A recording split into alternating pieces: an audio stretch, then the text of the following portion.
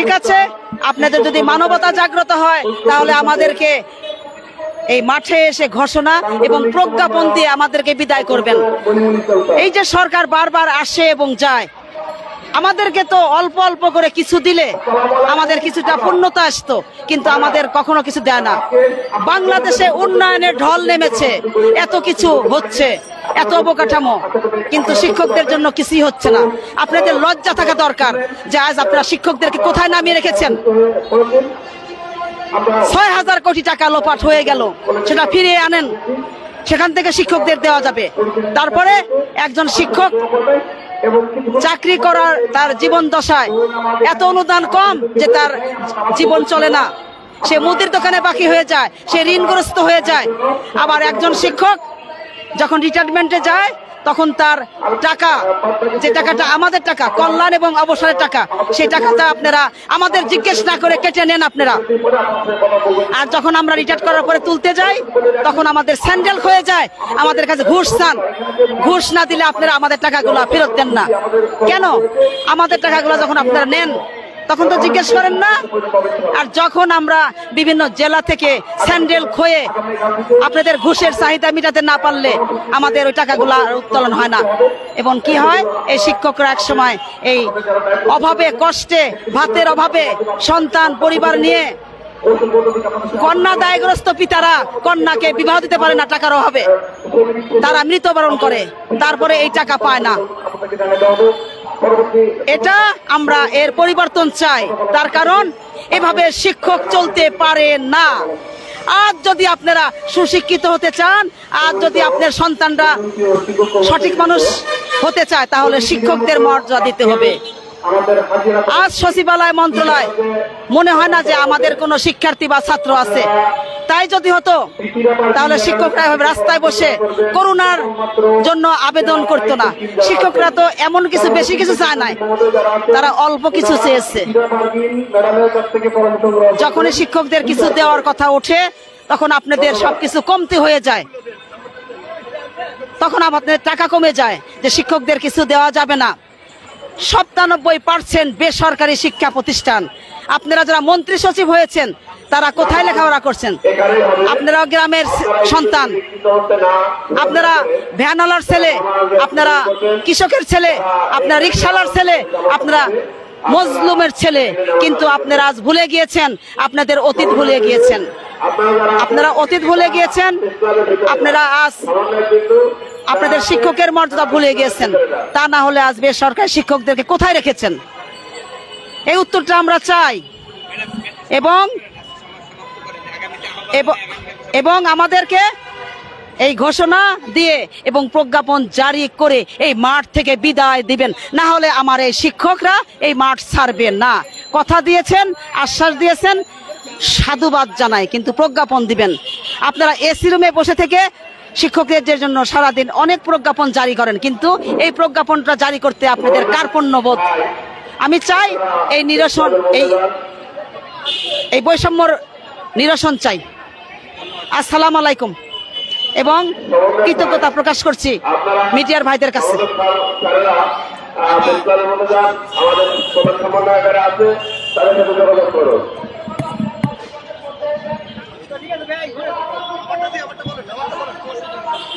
আসসালামু আলাইকুম।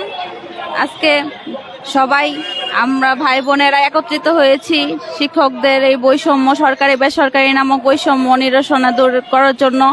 আপনারা সবাই দলে দলে যোগদান করেন। শিক্ষকদের মধ্যে কেন এই বৈষম্য থাকবে? আজকে এত কম বাড়ি ভাড়া, চিকিৎসা ভাতা দিয়ে আমাদের বর্তমান অর্থনৈতিক সামাজিক প্রেক্ষাপটে আমাদের চলা অনেক কষ্টকর হয়ে যাচ্ছে। সবাই আজকে ভাই বোনেরা দীর্ঘদিন ধরে আজকে পথে পথে বসে আছে এই জাতীয়করণের দাবি আদায়ের জন্য। আপনারা সবাই এই আন্দোলনে যোগ দেন। সরকারকে বিনীত অনুরোধ, আমাদের এই যে কষ্ট আর বৈষম্যটা দূর করে দেওয়া হোক। কেন শিক্ষকদের মধ্যে এই সরকারি বেসরকারি নামক বৈষম্য থাকবে? আপনারা আমাদের প্রতি সহায় হন। আজকে কেন শিক্ষক হচ্ছে মানুষ গড়া কারিগর? আপনার সন্তানরাই আজকে ঘুম থেকে উঠেই এই বিদ্যালয়ে যায়, শিক্ষকরাই তাদেরকে শিক্ষা দান করে। কিন্তু তারা আজকে বর্তমান অর্থনৈতিক প্রেক্ষাপটে তাদের এই অল্প বাড়ি ভাড়া, চিকিৎসা ভাড়া, উৎসব ভাতা দিয়ে চলা খুবই কষ্টদায়ক হচ্ছে। আজকে আমরা সবাই ভাই বোনরা শিক্ষকরা জাতীয়করণের দাবিতে এক হয়েছি। আপনারা আমাদের এই বৈষম্য দূরীকরণের জন্য সর্বাত্মক সহযোগিতা করুন। সবাই এই আন্দোলনে যোগদান করুন এবং এই আন্দোলনকে আরো বেগবান করার জন্য সবাই একত্রিত হন। আমরা চাই যে আমরা বিজয়ী হয়ে এই মাঠ ছাড়ব। আমরা চাই সরকার আমাদের দিকে সদয় দৃষ্টি দিক। আসসালামু আলাইকুম। আসসালামু আলাইকুম। আমি একজন সাধারণ সহকারী শিক্ষিকা। গত 18-19 দিন যাবৎ আমার কিছু শিক্ষক এখানে বসে আছেন। আমরা তাদের সাথে একাত্মতা প্রকাশ করার জন্য আসছি। আমি অনুরোধ জানাচ্ছি সারা বাংলাদেশের সকল শিক্ষক এবং শিক্ষিকাকে, আপনারা দলে দলে গ্রামগঞ্জ সব জায়গা থেকে ঢাকাতে চলে আসুন। আমরা আমাদের অধিকার ছিনিয়ে নিতে হবে, আমাদেরকে সুন্দরভাবে বাঁচতে হবে, আর বাঁচার জন্য অবশ্যই লড়াই করতে হবে। আমাদের দেশটা এমন যে সুন্দরভাবে কোনো জিনিস পাওয়া যায় না।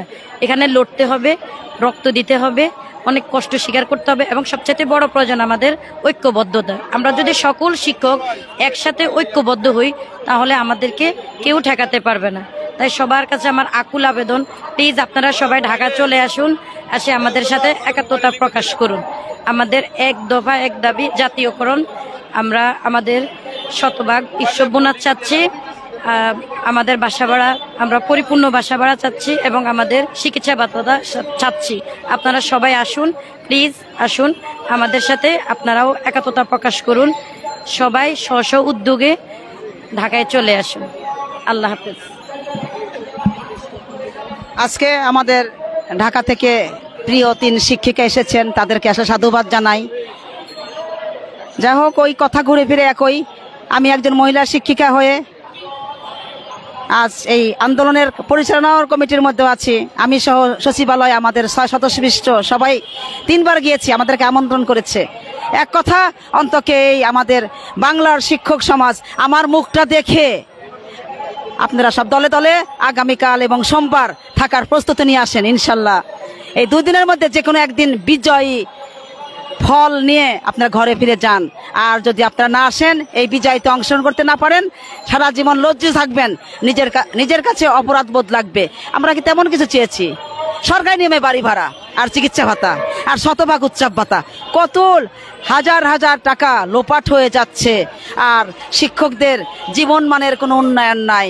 আসলে আপনারা আমাদের মর্যাদাগুলো ভুলে গিয়েছেন, আপনারা অতীতগুলো ভুলে গিয়েছেন। একবার পিছনের স্মৃতিগুলোতে ফিরিয়ে যান যে আপনারা কোন শিক্ষকের কাছে লেখাপড়া করেছেন, তাহলে আমাদেরকে আপনারা চেষ্টা করবেন যে না, এদেরকে আমাদের অর্জনগুলা বুঝিয়ে দেওয়া দরকার।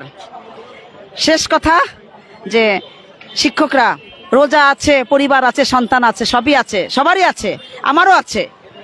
তারপরেও সবার জন্য স্বার্থ ত্যাগ করে আজ সেই 11 তারিখে ঢাকা এসেছি। আমি তো একজন প্রশাসনিক কর্মকর্তা, তারপরেও তো আমি দায়িত্ব হেড স্যারের উপরে মোট দিয়ে হেড স্যার আমাকে ছেড়ে দিয়েছে, পরিবার আমাকে ছেড়ে দিয়েছে। আপনারা কেন এগুলো উসিলা দেখাবেন যে আমার বাচ্চা আছে, আমার পরিবার আছে, রান্না আছে, খাবার আছে? আপনারা কি একবার খোঁজ নিয়েছেন আমাদের যে আসলে কি খাচ্ছি? এই ঢাকা শহরে তো অনেক শিক্ষক আছে, একটিবার তো এই আফরোজাকে জিজ্ঞাসা করেন না যে আপনার চেহারা এমন হয়ে গেছে কেন? ঠিক মতো কি খেতে পাচ্ছেন? টাকা কি আছে? কোথায় থাকছেন? হোটেল ভাড়া কি আছে? কিন্তু আপনারা কিন্তু এগুলা কখনো আমাকে জিজ্ঞেস করেননি। আজ 19টা দিন ধরে একটা নারী শিক্ষক কিভাবে কি খাচ্ছি, হোটেলে কি খাওয়া যায়, এত টাকা কেমনে পাবো? ডিসেম্বরের জানুয়ারির অনুদান পায়নি, বেতন তার আমাদের নাই। টাকা ধার করে নিয়ে এসে আপনারা চলে আসুন। আমি আফরোজা, আমি বারবার আহ্বান করছি, আপনারা যে যেখানে আছেন কালকে চলে আসুন। পরিবার একাই ইফতার করবে, আপনারা এসে আমার সাথে ইফতারে শামিল হন। আসসালামু আলাইকুম। আমাদের চোখের জল এসে যায়, চোখের জল শুকায় নাই। এগুলা আবেগ না, এগুলো আমাদের নাটক না, এগুলো সত্যিকারে আমাদের ভিতরের যে একটা শিক্ষকদের জন্য যে ভালোবাসা, শিক্ষকের স্বার্থের জন্য যে আমরা কার্যক্রম করছি সেটারই বহিঃপ্রকাশ এই চোখের জল। আর না করবেন না যে প্রথম রোজা কালকে পরিবার নিয়ে ইফতারি করতে হবে। তাহলে আমি আপনাদের একজন বোন, আমি কোথায় কিভাবে আছি? আজকে আমাদের ঢাকা থেকে 3 জন নারী শিক্ষিকা এসেছে। কোন school? Mannan high school and college. Mannan high school and college আমাদেরকে দেখতে এসেছে। আমরা আসলে সাধুবাদ জানাই তাদেরকে। আমাদের সাথে একটু হলে দুঃখের ভাগিদার হতে এসেছে, কিছুটা তারা সহমত প্রকাশ করছে। তাদের আশাটাই আমাদের সাথে আমাদের ভাগিদার হওয়া, দুঃখের ভাগিদার হওয়া। সকল শিক্ষকরা চলে আসুন, আর আপনারা ঘরে বসে থাকবেন না। বারবার কিন্তু একই রিকোয়েস্ট করছি, আগামীকাল অথবা সোমবার আমাদের বিজয় ঘোষণা আসবেই, বিজয় ঘোষণা আসবেই। আপনারা বিজয়তে অংশগ্রহণ করুন, অনেক ভালো লাগবে। আন্দোলন যে কি জিনিস আপনারা যারা আসেন না, এই অনুভূতি কখনো বুঝতে পারবেন না। চরম অনুভূতি এই মাঠে আসলে, যে সত্যিকারের ত্যাগী শিক্ষক সেই মাঠে আসলে সে ছেড়ে যেতে পারে না। যেমন আমি 2018 সালে আন্দোলন করেছি, আপনাদের বৈশাখী ভাতা অর্জন করে দিয়েছি, 5% প্রবৃদ্ধি অর্জন করে দিয়েছি, সেগুলো আপনারা কিন্তু এখন ভোগ করছেন।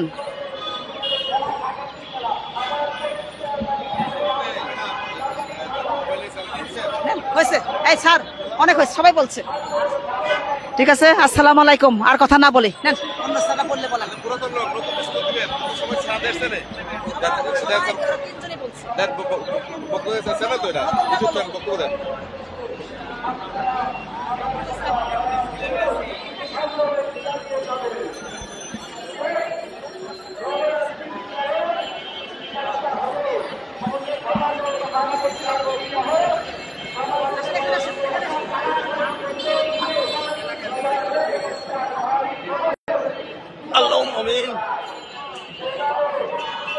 দেখা যায়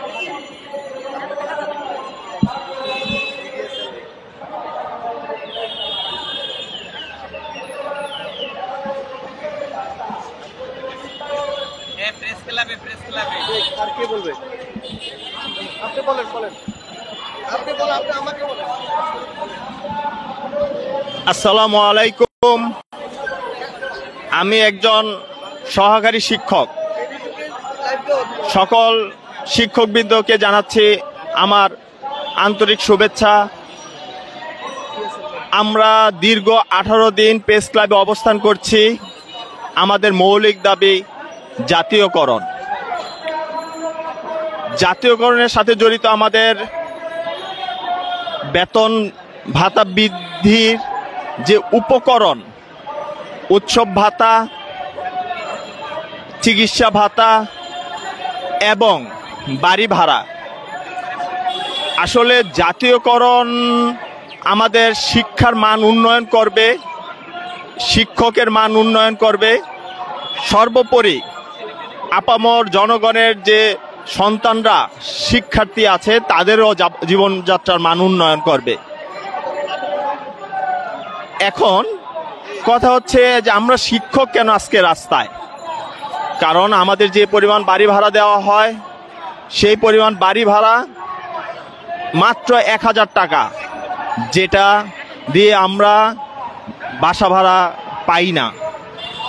আমরা কোনো যে চিকিৎসা ভাতা 500 টাকা দেওয়া হয় সেই চিকিৎসা ভাতা দিয়ে আমরা একটা কোনো ভালো ডাক্তার দেখাইতে পারি না। জাতীয়করণের ফলে শিক্ষার্থীরা যেমন উপকৃত হবে, তারা অল্প বেতনে গ্রামাঞ্চলের প্রান্তিক লেভেলের সন্তান মানে যেসব কৃষক শ্রমিক আছে তাদের সন্তানেরা শিক্ষা পাবে, সাথে সাথে আমরা আমাদের অধিকার ফিরে পাবো। শিক্ষা যদি জাতীয় মেরুদণ্ড হয়, তবে আমাদের শিক্ষাকে পিছিয়ে রেখে সরকার দেশকে এগিয়ে নিতে পারবে না। আমাদেরকে জাতীয়করণ করে দেখ, আমরা আমাদের শ্রেণীকক্ষে ফেরত যেতে চাই। এই অন্তর্বর্তী সরকারের উপদেষ্টা আমাদের আশ্বাস দিয়েছেন, আমরা আশ্বাসের বুক বেঁধেছি, কিন্তু আমরা আশ্বাসে বারবার নিজেদের মনকে ব্যথিত করেছি। তাই আমরা সরকারের শিক্ষা উপদেষ্টার কাছে চাই, আপনি আমাদের বাড়ি ভাড়া, উৎস ভাতা, চিকিৎসা ভাতা অন্তর্ভুক্ত বৃদ্ধি করুন এবং আমাদেরকে সর্বোপরি এক জাতীয়করণের উপহার দিন। আমরা আপনাকে সারা জীবন স্মরণ রাখতে চাই। জাতীয়করণের মাধ্যমে আমরা আমাদের অধিকার ফেরত পেতে চাই। আমরা একটু আমাদের শিক্ষক হিসাবে যে জীবনযাত্রার মানটা আরেকটু বৃদ্ধি করতে চাই। আমরা আমাদের পূর্ণ শক্তি এবং মনোযোগ দিয়ে শ্রেণীকক্ষে শিক্ষার্থীদের পাঠদান দিতে চাই। আসলে এই যে সামনে ঈদুল ফিতর, একজন শিক্ষক হিসাবে আমি কত টাকা উৎসব ভাতা পাই? ৩,১২৫ টাকা। এই ৩,১২৫ টাকায় আমাদের আসলে পরিবারকে নিয়ে ঈদ করার মতন আমরা অবস্থায় থাকি না। মাননীয় শিক্ষা উপদেষ্টা, আপনি আমাদের একটু দুঃখ বুঝুন, আমাদের সাথে সহমত পোষণ করুন। আপনি আমাদের উৎসব ভাতা, বাড়ি ভাড়া, চিকিৎসা ভাতা বৃদ্ধি করুন। আমাদের আর হতদরিদ্রের মধ্যে জীবনযাপন ভালো লাগে না। আমরা আমাদের জীবনযাত্রার মান উন্নয়ন করতে চাই। আপনি আমাদের সহায়তার হাত বাড়িয়ে দিন। শিক্ষক জাতি আপনার দ্বার প্রান্তে, আপনি আজ আর নীরব থাকেন না। আপনার নীরবতা আমাদের ব্যথিত করে। সেই ব্যথিত ভরা মন নিয়ে আমি বলছি, আমাদের জাতীয়করণ উপহার দিন। আমরা কথা দিলাম, আমরা শিক্ষকরা শ্রেণীকক্ষে আমাদের সর্বোচ্চ দিয়ে পাঠদান পরিচালনা করব। আজকে আমাদের সাথে অনেক শিক্ষক আছেন যারা টানা 18 দিন আন্দোলন করতে করতে তারা অসুস্থ হয়ে গিয়েছেন। তারা তারপরও তাদের ন্যায্য অধিকারের জন্য আজ রাজপথে। এই রাজপথের আন্দোলন কখনো বৃথা যায়নি এবং যাবেও না, কিন্তু সেই আন্দোলনকে মূল্যায়ন করার একমাত্র মাধ্যম আপনি। যদি আল্লাহ সহায়ক থাকে, আপনার যদি মন একটু দুর্বল হয়, তাহলে আপনিও আমাদের সাথে একাত্মতা ঘোষণা করে সুষ্ঠু একটা প্রজ্ঞাপনের মাধ্যমে আমাদেরকে আমাদের অধিকার ফেরত দিন। শিক্ষক হিসাবে আজ আমি সামাজিকভাবে অবহেলিত, পরিবারের কাছে নিগৃহীত। কারণ আমরা পরিবারের যে মৌলিক চাহিদাটুকু, সেই মৌলিক চাহিদাটুকু আজকে আমরা দিতে পারছি না। সেই মৌলিক চাহিদার জন্য যে পরিমাণ পর্যাপ্ত অর্থের দরকার, সেই অর্থের যোগান আমরা পরিবারকে দিতে পারছি না। তাই পরিবারের কাছে আমাদের মাথা উঁচু করে বাঁচার একটা অবলম্বন করে দিন। আমরা আজ শিক্ষক সমাজ ক্লান্ত। আসলে জাতীয়করণ যে প্রত্যাশী শিক্ষকরা, তাদের জাতীয়করণের মাধ্যমেই তাদের মুক্তি। আজকে আমরা এই রাজপথে আছি, রাজপথ থেকে কিছু পাওয়ার জন্যই আজকে অবস্থান করছি। আপনি আমাদের কিছু বৃদ্ধির মাধ্যমে, বিভিন্ন ভাতা বৃদ্ধির মাধ্যমে কিছু একটা উপহার দিন। আমরা আমাদের এই কষ্টগুলো ভুলে যাব। আমাদের এই কষ্টের সাথে একত্রতা করেছেন পুরো বাংলাদেশের বেসরকারি মাধ্যমিক শিক্ষার প্রায় 5 থেকে 6 লক্ষ শিক্ষক। তাদের সবার এই একাত্মতা ঘোষণা হলো জাতীয়করণ। জাতীয়করণ আমাদের শিক্ষার মান যেমন উন্নয়ন করবে, আমরা পাঠ্য বই পড়াইতে গিয়ে আমরা অনেক উপকরণ পাই না, কারণ আমরা বেসরকারি শিক্ষক, আমাদের প্রতিষ্ঠানে সেরকম আইন নাই। যদি সরকার জাতীয়করণ করে, তাহলে আমরা যথাযথ উপকরণ নিয়ে শিক্ষার্থীদের যথাযথভাবে পালন করতে পারবো। আমরাও ভালো থাকবে, শিক্ষার্থীরাও ভালো থাকবে এবং শিক্ষার্থীদের অভিভাবক তারাও এই দুর্বিষহ খরচ থেকে মুক্তি পাবে। তাই আমি উপদেষ্টার কাছে প্রার্থনা করি, আপনি আমাদের জাতীয়করণ উপহার দিন।